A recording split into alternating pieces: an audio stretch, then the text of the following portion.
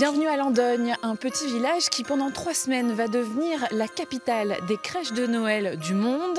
Nous allons d'abord découvrir l'association à l'origine de l'événement.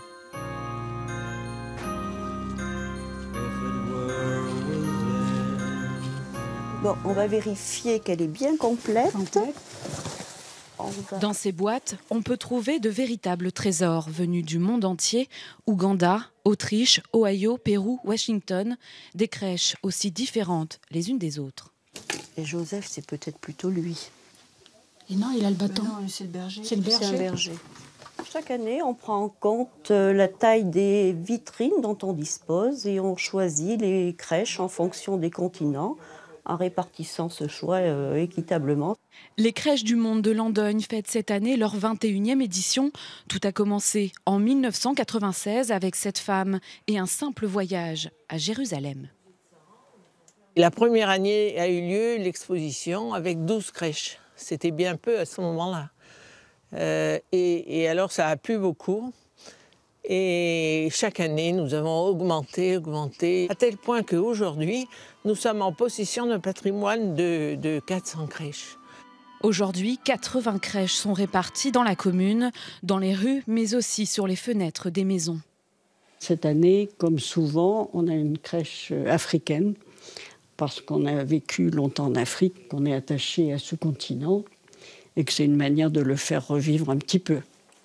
Un rendez-vous devenu incontournable pour les quelques 60 bénévoles de l'association qui perpétuent chaque année cette tradition.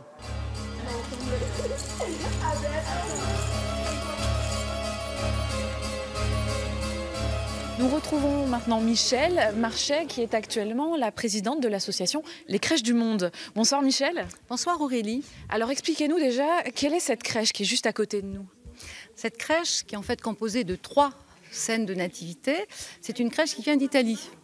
Notre thème de cette année, c'était tradition et modernité des crèches. Le côté traditionnel, nous l'avions avec les crèches qui étaient les crèches napolitaines. Le thème de la modernité, on l'a recherché aussi et on l'a trouvé en Italie avec des créateurs qui sont très avant-gardistes. Qu'est-ce que ça représente en termes de chiffres sur le village? Alors en termes de chiffres, c'est d'abord 3 semaines d'exposition, ce qui veut dire que c'est une exposition d'envergure. Des bénévoles nombreux, on a calculé que c'était entre 15 et 20% de la population qui consacrait du temps à cet événement. C'est un nombre de visiteurs important. Merci beaucoup Michel. Merci Aurélie. Alors pour profiter de ces crèches du monde, vous avez jusqu'au 6 janvier à Landogne dans le Puy-de-Dôme.